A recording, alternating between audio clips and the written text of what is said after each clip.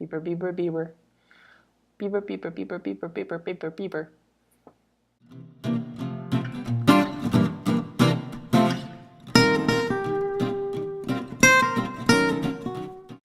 Hello, and welcome back to Oddly Noted's Fun Violin History.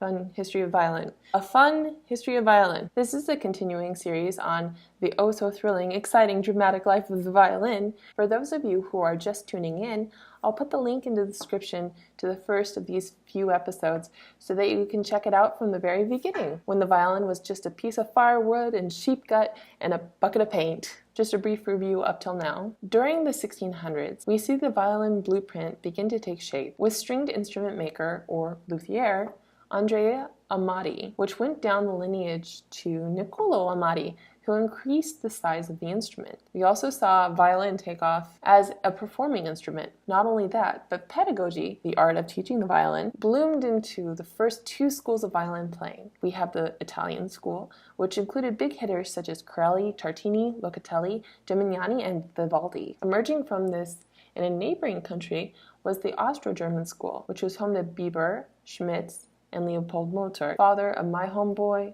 Wolfgang Bieber. Not Bieber. Bieber, Bieber. Now it's time to waltz into the next exciting episode, the 1700s. By this time, luthiers used a specific model for the instrument. Niccolo Amati passed on his knowledge and expertise to one of the biggest legends in instrument making ever, Antonio Stradivari. Stradivari made his mark in the instrument world, experimenting with certain aspects on the instrument to improve sound production, sound color, and color. This is orange. This is kind of red. This is red. This is pink. Stradivari introduced a new system of thicknessing of the wood. Straighter, stronger C-bouts. F-holes were lengthened and lost some of their curve, and he used a red pigment. Now just a little correction to that movie, The Red Violin. If you've ever seen the movie, you know that at the end they do this huge spoiler. Spoiler alert! If you haven't seen this movie, don't listen to this right now. Anyway, the big spoiler at the end is that the instrument that is inhabited by the luthier's wife's soul actually has blood in the varnish. Now, if you actually put blood in violin varnish, it wouldn't be red. It would turn into this gross, black, brown, yuck. It would just be nasty. So, don't get any bright ideas from movies.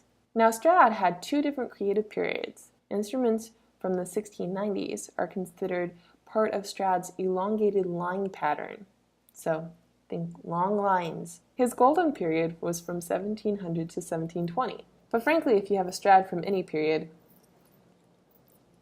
We will now take a short break for a public service announcement. If you or your great uncle has found an instrument in the attic or underneath a secret floorboard that has no tag on the inside, chances are your great great uncle tried his hand at making a violin. If the mysterious instrument has a little tag on the inside that says copy of Stradivari, or copy of Guarneri, copy of Amati, whatever, copy of whoever, that's just fabulous, and you might have a quite fine instrument, but I hate to break it to you, ultimately all violins are copies of these early makers' instruments. If a maker or factory has to write on that little tag, copy of, they're probably aiming to suck you in by hiding the actual maker's name, or the fact that it's a factory-made instrument. If the little tag has a maker's name and a date on it, especially if it's an actual signature and not a print, the chances that that instrument is a little bit valuable, well, is a fraction higher. All in all, a violin's value is determined on three things: the condition, which includes sound production, the maker's reputation and success at makers' competitions, and finally, who has played the instrument. If you play a factory plastic-made instrument from Walmart that was once owned by Jascha Heifetz, you've got something. Back to business. Another violin maker, Giuseppe del Gesù Guarneri. Guarneri was concerned with great tone from his instruments, albeit less concerned about visual elements. Amati's, Guarneri's, and Stradivari's. These are the three biggest names in violin making history.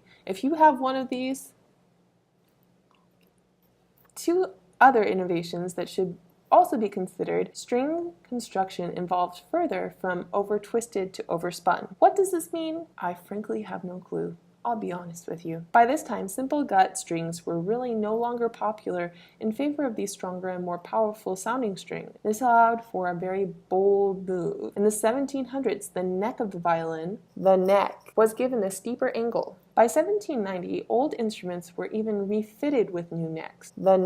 This also led to more penetrating sound, which was great when you're playing in front of an orchestra. To obtain this powerful sound, it also helps to have a great bow.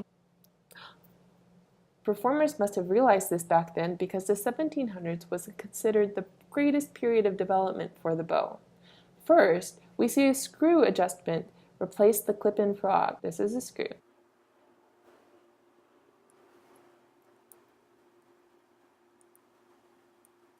This is taking forever. This is really important because you can really let your horsehair down between practicing. By relaxing the horsehair, you can help preserve the lifespan of the hair, which saves you, the performers, money. I don't know about you, but I replace my horsehair at least 3 times a year, sometimes 4. How about you? Leave a comment.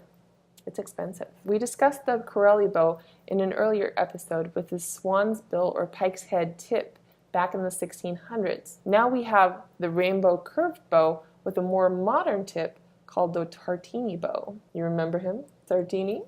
Huh? Gallant man. Then we have the Kramer bow that introduced the hatchet head tip, and get this, Kramer flipped the curve. Although this is sometimes attributed to Tort, who we will get to in just one second, Kramer was the actual one to start the incurve trend of the bow, which gave the bow more stability and more power. The horsehair width was increased, and the greatest man in bowdom was born. Well, sort of. Francois Tort technically spanned the 17th to the 1800s, but this guy was smart. He took all of these brilliant inventions that we've been talking about, defined them for good balance and strength into one lean, mean machine of a bow. Tort utilized parts of the frog called a D-ring and the slides to keep the horsehair spread into one smooth ribbon, and redefined the tip and perfected the incurved shape. In terms of violin bows, if you have a Tort, you've got gold, my friends.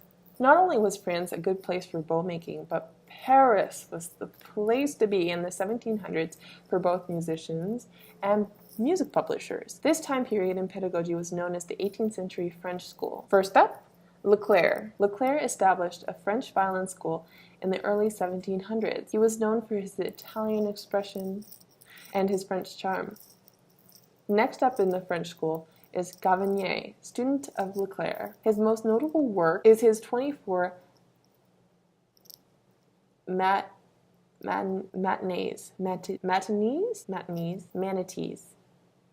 That can't be right. Matinees? I think they're matinees. Let's see. Let's go with that. Matinees. These were considered some of the most difficult violin studies up to when Paganini come along. These were considered some of the most difficult violin studies up to Paganini. Boy wonder that we will run into in the 1800s. And then we have the big man himself, Viotti. You must tell me who does your hair. Now, Viotti is one of those giants in the pedagogy world. His influence was ever-reaching. Qualities of his playing includes more technique and less concern about sweet sound, and significant contrast between the high and the low strings on the instrument. This helps if you have a good modern bow, let me tell you. Maybe you've heard of his concerto in A minor. The sad thing about that little clip was it was better than any movie faking I've ever seen, and I wasn't even playing my violin. Look, if you're a movie maker out there, get an instrumentalist that actually plays the instrument, please. I beg you. We need the work, and we'll probably do it for a lot cheaper than an actor will, but you should still pay us the full amount because we're not doing things for cheap. Anyway, Viotti also ushered in the 19th century French school, teaching the headliners in pedagogy, Kreutzer, Belot, and Rode. Let me tell you, this was a wild time. Craziness, ripped ball gowns, wigs askew, midnight revelries. But alas, we are out of time, and I will have to tell you all about it on the next episode.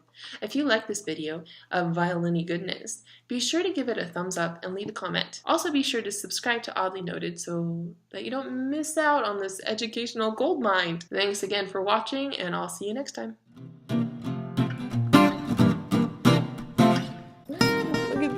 Look at this. My poor bow needs rehair and stat. Rehair! Ah! I need to call my bow person. Do you have a bow person?